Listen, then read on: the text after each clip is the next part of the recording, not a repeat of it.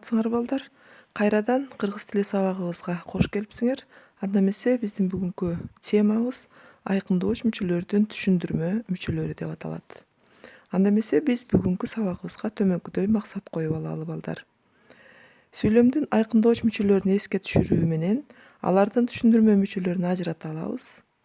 Айкындооч мүчөлөрдүн түшүндүрмө мүчөлөрүнө көнүгүү иштөө, сүйлөмдөрдү түзүү аркылуу аныктап табууга машыгабыз.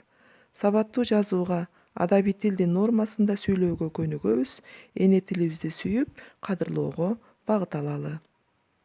Балдар, силер менен жаңы сабакка киришүүнүн алдында төмөнкүдөй суроолорго жооп таап алалы. Сүйлөм мүчөлөрү. Биз билебиз, сүйлөм мүчөлөрү баш жана айкындооч мүчөлөрүнөн турат. Баш мүчөлөрү булар башка сүйлөм мүчөлөрүнө көз каранды эмес, сүйлөмдүн негизин түзөт. Ал эми айкындооч мүчөлөр башка мүчөлөрдүн бирин жандап, ага аныктык, тактык киргизген сөздөр. Эстедик, баарыбыз. Анда биз айкындооч мүчөлөргө токтололу. Айкындооч мүчөлөрдү силер билгендей эле аныктооч, толуктооч жана бышыктооч. Биз бүгүн ошол аныктооч жана толуктооч, бышыктоочтун түшүндүрмө мүчөлөр катарында келиши жөнүндө сөз кылмакчыбыз. Ошон үчүн биз аныктооч, толуктооч, бышыктоочтун суроолорун бир сыйра кайталап алалы. Анткени азыр сүйлөмдү синтакстик талдоо жүргүзгөндө бизге кереги тиет. Аныктоочтун суроолору: кандай, кайсы, канча, кимдин, эмненин деген суроолорго жооп берет дагы. Затка кандайдыр бир нерсенин таандык экендигин, же болбосо анын ар кандай сын сыпаттык белгилерин, санын көргөзүп турат. Толуктооч. Толуктооч кимге, эмнеге, кимди, эмнени, кимисин, эмнесин, кимде, эмнеде, кимден, эмнеден, ким тууралуу, эмне тууралуу, ким үчүн жана башка суроолорго жооп берет. Толуктооч бул сүйлөмдө баяндоочу менен байланышып келет дагы. Зат кыймыл аракет багытталган затты көргөзөт. Ал эми бышыктооч. Бышыктоочко каерге, каякка, каерди, кайда, кайдан, качан, качанга чейин, качантан бери, кайсы убакта, эмнеликтен, эмне үчүн, канча, кантип жана башка суроолорго жооп берет дагы. Бышыктооч дагы сүйлөмдө баяндоочу менен байланышып келип, кыймыл аракеттин ар кандай ордун, сын сыпатын, сан өлчөмүн, себебин, максатын жана башка белгилерин көргөзөт балдар. Биз өткөн сабагыбызда түшүндүрмө мүчөлөрү менен таанышканбыз, баарыбыз билебиз. Алар сүйлөмдүн кайсы бир мүчөсүнүн маанисин тактап, толуктап турган сөз болчу. Мисалы, биз 9 класстын балдары эртең көчөт отургузабыз деп атат. Бул жерде эгерде биз эртең көчөт отургузабыз десек, конкреттүү түрдө кайсыл окуучулар экендиги белгисиз болчу. Биз ошону дагы тактап түшүндүрүү максатында 9 класстын балдары деп көргөзөбүз. Эгерде түшүндүрмө мүчө берилген сүйлөм болсо, анын эки жагына үтүр коюлуп жазылат балдар. Бүгүн биз ошол сүйлөмдүн түшүндүрмө мүчөлөрүнүн айкындооч мүчөлөрүнүн келиши, түшүндүрмө мүчө катарында айкындооч мүчөлөрүнүн келиши тууралуу сөз кылмакчыбыз. Анда сүйлөмдүн мүчөлөрүндө да түшүндүрмө мүчөлөр болот. Алар түшүндүрмө аныктооч, түшүндүрмө толуктооч, түшүндүрмө бышыктооч.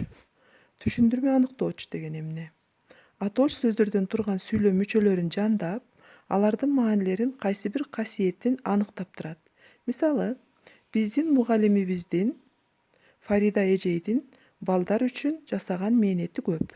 Бул жерде Фарида эжейдин деп биз аныктап, тактап көргөзүп берип атабыз. Эгерде биздин мугалимибиздин балдар үчүн жасаган мээнети көп десек, ал Фарида эжей эмес, башка мугалим болуп калышы мүмкүн. Ошон үчүн аны тактап аныкташ үчүн биз Фарида эжейдин өзүн дагы кошуп сүйлөмдө айтып атабыз. Демек, бул түшүндүрмө аныктооч болуп эсептелинет. Түшүндүрмө толуктооч. Сүйлөмдөгү толуктоочторду жандап, алардын маанилерин тактап турат. Мисалы, биз мектепти алтын уябызды аяктоого да 2 жыл калыптыр. Бул жерде эмнени алтын уябызды бул түшүндүрмө толуктоогуч болуп эсептелинди. Бул жерде биздин мектепти деп атабыз, анан ага аныктап тактап көргөзгөн сөзүбүз, толуктап көргөзгөн сөзүбүз бул алтын уябыз түшүндүрмө толуктоогуч катарында табыш жөнөмөсүндө туруп атат. Ошон үчүн биздин мектепти жана алтын уябызды деген сөздөрдү биз толуктоогуч катарында кабыл алабыз. Түшүндүрмө бышыктоогуч балдар. Сүйлөмдөгү бышыктоочторду жандайт, алардын маанилерин тактап көргөзөт бул дагы. Алыстан тоо тараптан жаңырык чыкты. Эмне кылды жаңырык чыкты каяктан? Алыстан. Орун бышыктооч болуп атат. Эми ошол алыс каяк экен? Мына ошону дагы бышыктап көргөзүш үчүн биз айтып атабыз, тоо тараптан ордун көргөзүп атат. Бул демек алыстан болгондо ал кайсыл жер экенин дагы түшүндүрүп көргөзгөнүчө бул тоо тараптан. Бул түшүндүрмө бышыктооч болуп эсептелинет балдар. Мына балдар, кадимкидей эле аныктооч, толуктооч, бышыктооч, айкындоочу мүчөлөрү кандай сүйлөмгө суроолорго жооп берип, кандай синтаксистик милдетти аткарса, ошонун жанында туруп, түшүндүрүп, тактап, аныктап, толуктап, бышыктап турган сөздөр дагы дал ошол эле суроолорго жооп берерин силер жогоруда билдиңер. Анда алган түшүнүгүбүздү төмөнкүдөй тапшырмалар менен бышыктап алалы.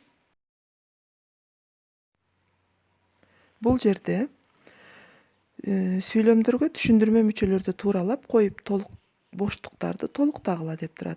Биздин короодогу гүлдүн, анан боштук турат, карагыла, жыты буркурап аңкып турат дейт.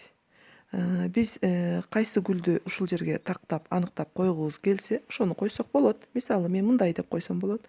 Биздин короодогу гүлдүн, розанын жыты буркурап аңкып турат десем, бул жерде мен ошол биздин короодо бир гана роза гүлү өсөрүн жана ал буркурап мага жагымдуу маанай тартуулап тургандыгын көргөзүп атат.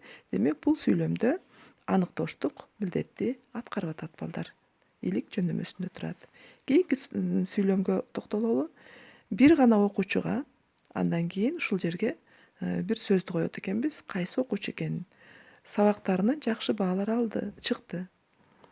Бир гана окуучуга, Асанга сабактарынан жакшы баалар чыкты десем, мен ошол жерде тактап көргөзгөн сөзүм түшүндүрмө мүчө, башкача айтканда түшүндүрмө толуктооч бул жерде Асанга деген сөз болду балдар.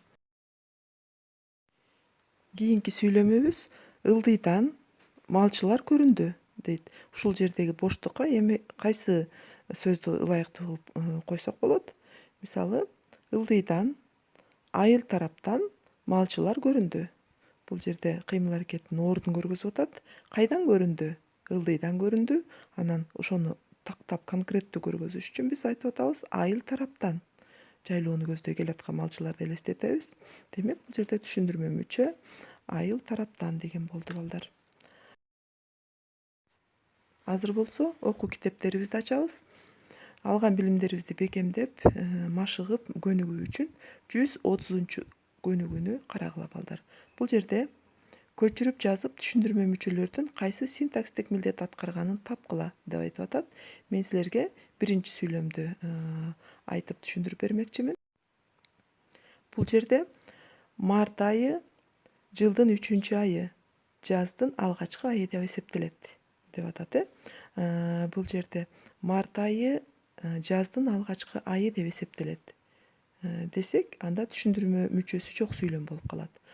Бул жерде кошумча катарында тактап көргөзгөнү жылдын 3 айы, ошо март айынын жылдын 3 айы экендигин көргөзүп атат. Эми талдап көрөлү. Март айы жылдын 3 айы, жаздын алгачкы айы деп эсептелет. Эмне кылат? Эсептелет. Бул баяндооч болот дагы. Эмне эсептелет? Айы эсептелет. Эмненин айы? Март айы жана жылдын 3 айы. Булар сүйлөмдө аныктоочтук милдетти аткарды балдар.